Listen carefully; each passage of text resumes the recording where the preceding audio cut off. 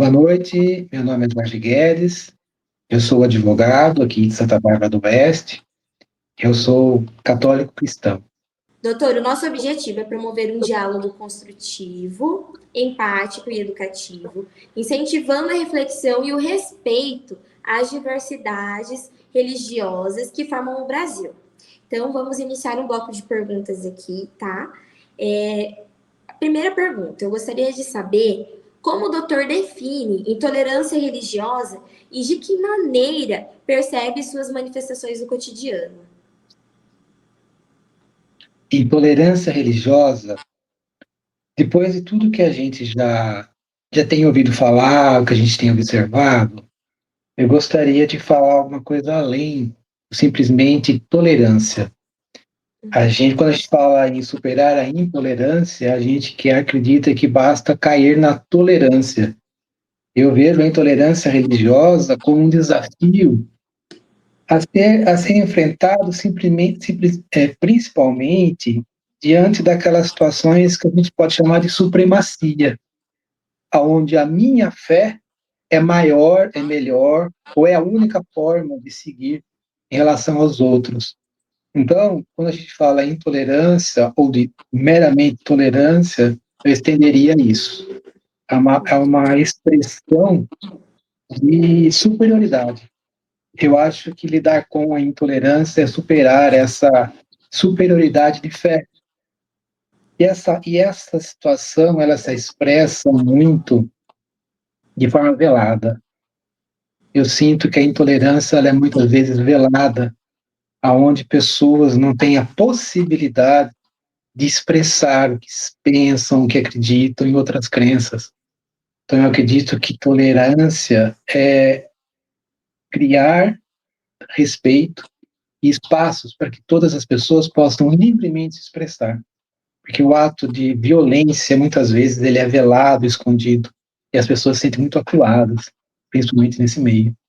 O doutor, como atuante no direito, gostaria de saber como o direito em si pode proteger as comunidades religiosas minoritárias que frequentemente são alvo de intolerância sem prejudicar a liberdade religiosa de outros grupos. A legislação brasileira, ela é um dos ornamentos mais avançados do mundo. A Constituição Federal é muito clara em relação à liberdade religiosa, liberdade de crença.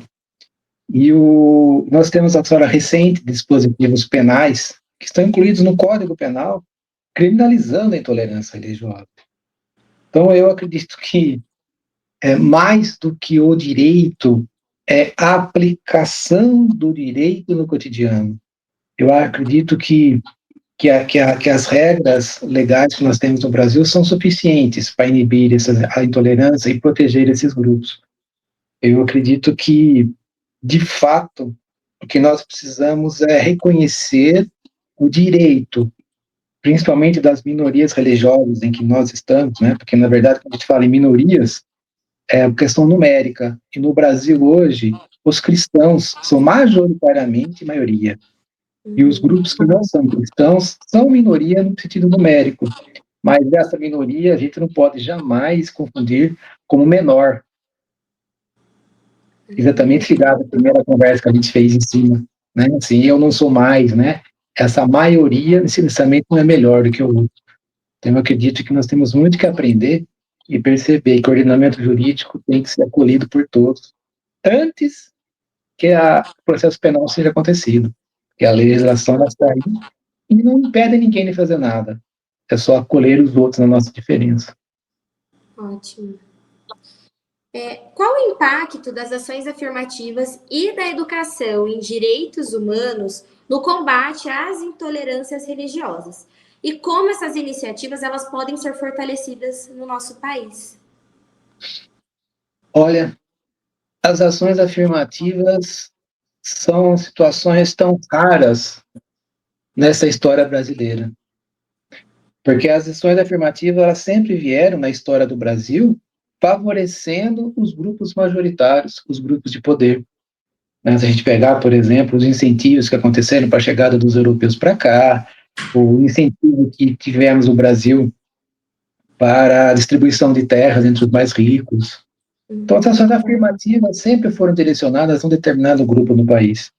E, de repente, agora, quando a gente fala em ações afirmativas, no momento que a gente está vivendo, a gente está falando em ações afirmativas voltadas aos grupos que sempre foram subalternos do país.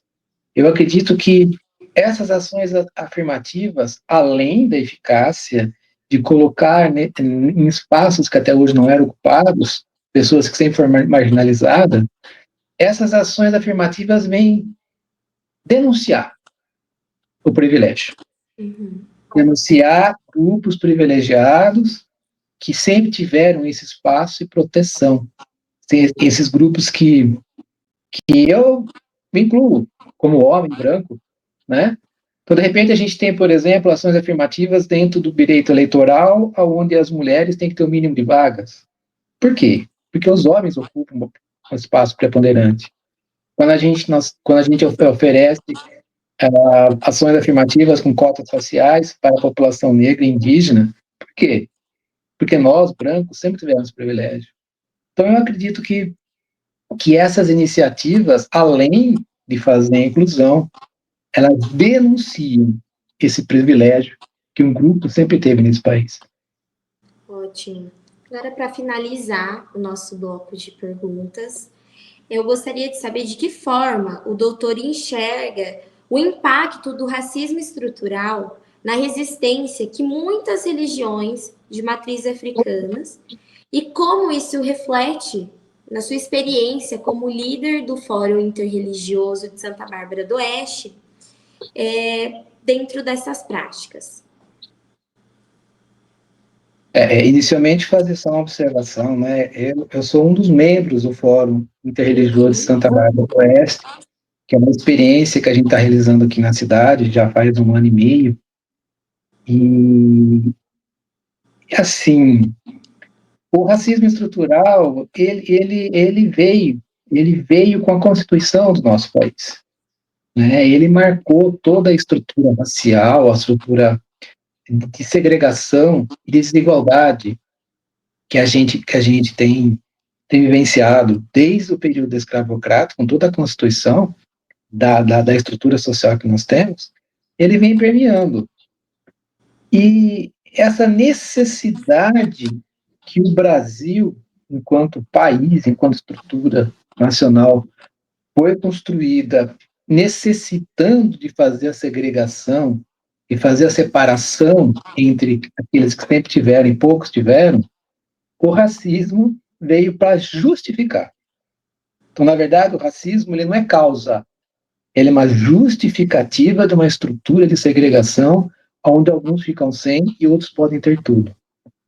E no aspecto simbólico, diria assim, no aspecto cultural e no aspecto efetivo diante do que a gente vive hoje, nós temos a discriminação religiosa, a intolerância religiosa, aonde de repente nós temos grupos que sempre foram subalternos, sempre foram colocados num segmento de dominação, de inferioridade, que de repente querem ser igual aos outros, querem ter o mesmo direito religioso, de religião que eu tenho. Então, assim, o racismo que sempre fundou, que sempre legitimou essa diferença, ele fala diretamente com a intolerância religiosa e principalmente com as religiões, né, com as crenças de matriz africana. E eu falo isso com muita tranquilidade, né, enquanto homem branco, cristão, católico, como para mim foi sempre muito tranquilo me colocar nessa situação, porque não há desconforto nenhum. Quando a gente fala na questão racial, da questão da dificuldade de lidar com a população negra ou de lidar com as religiões de matriz africana, eu costumo falar que eu não consigo compreender o sentimento que muitas mulheres têm diante da submissão. É mais fácil da gente entender isso. Né? A posição do homem perante a mulher, é fácil a gente aceitar essa discussão. Agora, quando a gente fala que é difícil entender o que a população negra, o que a população do candomblé ou da umbanda vivencia, aí as pessoas não conseguem entender. Mas é a mesma situação, né? Esse mundo montado a partir de um padrão, de um grupo de pessoas que quer se impor, infelizmente, tem que dizer, que é como uma forma de não perder os seus privilégios, as suas possibilidades de ascensão. Então, eu acho que é tudo um desafio muito grande, e as coisas estão muito ligadas uma coisa com a outra. Mas vamos aprendendo, vamos caminhando, e essas experiências estão para a gente demonstrar que a gente tem que enfrentar todas essas situações. Maravilha, doutor. Agradeço muito a sua participação nesse projeto tão especial que nós estamos montando, que é o projeto de 21 dias de combate à intolerância religiosa, a qual queremos conscientizar não só a nossa cidade, mas também o nosso país, as pessoas, as comunidades, quanto à necessidade de sermos tolerantes, né? De sermos tolerantes. Então, eu agradeço muito a sua participação, tá bom? Obrigada, doutor. Eu que agradeço a oportunidade, parabéns pela iniciativa de vocês. Fico à disposição.